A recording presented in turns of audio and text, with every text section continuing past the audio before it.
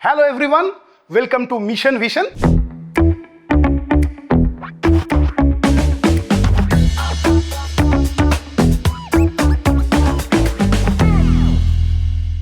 Injection পডকাস্টের এই mission ভিশনের আমরা চোখ সংক্রান্ত বহু জিনিস নিয়ে আলোচনা করি, মানে রোগ নিয়ে।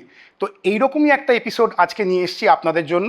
ইনজেকশন পডকাস্টের একটা ছানি সংক্রান্ত পুরো এপিসোড আপনারা অলরেডি দেখেছেন, যেখানে আমরা এই ফেকো ইমালসিফিকেশন, যেরকম চোখের লেন্স ঢোকানোর যে সার্জারি, সেটা নিয়ে আমরা আলোচনা করেছিলাম। তো এই যে সার্জিক্যাল প্রসিডিওরটা কীরকমভাবে হয় সেটা আমরা এই এপিসোডে আপনাদের দেখাতে চলেছি। ফেকো ইমালসিফিকেশন অপারেশনটা হচ্ছে আজকালকার দিনে কারেন্ট সব থেকে উন্নত অপারেশন। তার বিভিন্ন ভেরিয়েশন আছে, কিন্তু প্রাইমারি ছানি অপারেশন এখন লোকজন ফেকোই করতে পছন্দ করে। তার দু তিনটে কারণ আছে। সব থেকে প্রাইমারি বড় কারণ হচ্ছে যে সেটাতে রুগীর রিকভারি খুব তাড়াতাড়ি হয়। আগেকার দিনে যেমন আমাদের অনেকক্ষণ ধরে শুয়ে থাকতে হতো, মুখে জল দেওয়া যাবে না, চান করা যাবে না, হাঁটাহাঁটি করা যাবে না। ফেকোতে এই জিনিসগুলো অনেক সময় কমে গেছে। এখন 5-7 দিনের মাথায় সব কিছু মোটামুটি করা যায়। দ্বিতীয় জিনিস হচ্ছে যে এইটাতে পেশেন্টকে অবশ করার জন্য শুধু ড্রপ দিয়েই বেশিরভাগ সময় করা যায়, পেশেন্ট কোঅপারেটিভ খুব থাকলে। খুব রেয়ার কন্ডিশনে আমাদের আগের মতন এখনও ইঞ্জেকশন দিতে হয়। আর এখন এই মেশিনগুলোর দাম কমে গিয়ে জিনিসটা সব জায়গায় অ্যাক্সেসেবল। এবার ফেকো ইমালসিফিকেশন অপারেশনটায় প্রাইমারিলি কী করা হয়? আমাদের যদি এইটা চোখ দেখেন, আমাদের চোখের এইখানে একটা লেন্স আছে। এই হচ্ছে সামনের কালো জায়গাটা, যেটা আমরা চোখের কালোমণি দেখি। এটা সাদা জায়গাটা। আমরা চোখটাকে ডিমের মতন হাফ কেটেছি। ভেতরে একটা আইরিসের মতন লেয়ার, যেটা আমাদের বেশিরভাগ ক্ষেত্রে আমাদের ভারতবর্ষে ব্রাউন রঙের হয়, বিদেশিদের হালকা রঙের হয়। সিনেমা আর্টিস্টদের দেখেছেন আলাদা আলাদা নীল, ব্রাউন, লাইট ব্রাউন এইসব হয়। তার পিছনে ছানি। এবার নর্মালি কি হচ্ছে, এইটা আপনার চোখ, এটা যদি টর্চ দিয়ে বোঝায়, এই আলোটা চোখের মধ্যে গিয়ে আপনার এই পর্দার এইখানে আলোটা পড়ছে। যখন আমাদের ছানি পড়ে, আমাদের এই লেন্সটাই ঘোলাটে হয়ে যায়, এইটার মতন। ঘোলাটে হয়ে যাওয়াতে কি হচ্ছে, আমার দেখুন আলোটা আর এই পর্দায় ঢুকছে না, দেখতে পাচ্ছেন?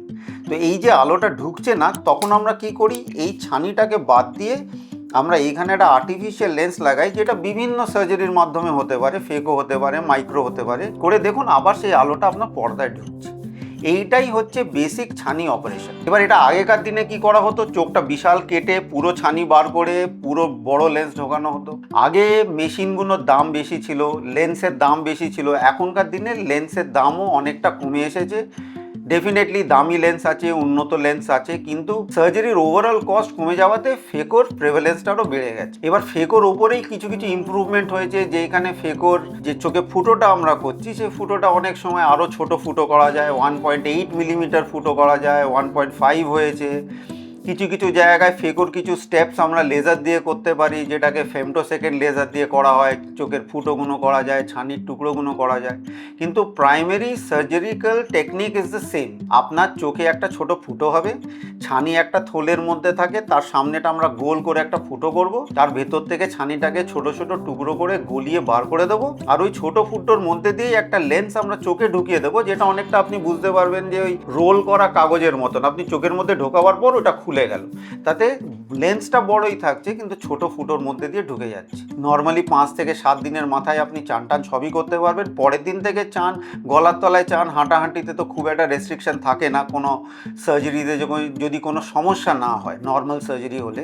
আর 5-7 দিনের মধ্যে চান করতে পারবেন। খাওয়া দাওয়ায় কোনো রেস্ট্রিকশন নেই। অনেকের প্রশ্ন থাকে যে আমাকে কি গলা খাবার দাবার খেতে হবে, গলা ভাত, পান্তা ভাত, এইসব, এরকম কোনো ব্যাপার নেই। নর্মাল ডায়েট, নর্মাল হাঁটাহাঁটি করুন। চোখে মুখে জল দিতে আমরা অ্যাভয়েড করতে বলি, চোখের আশেপাশে যেই চোখে অপারেশন হয়েছে, for the first 5 to 7 days। এই হচ্ছে বেসিক ফেকো ইমালসিফিকেশনের টেকনিক। তো আজকের এপিসোডে আপনারা দেখলেন যে ফেকো ইমালসিফিকেশন সার্জারি কেমনভাবে করা হয়।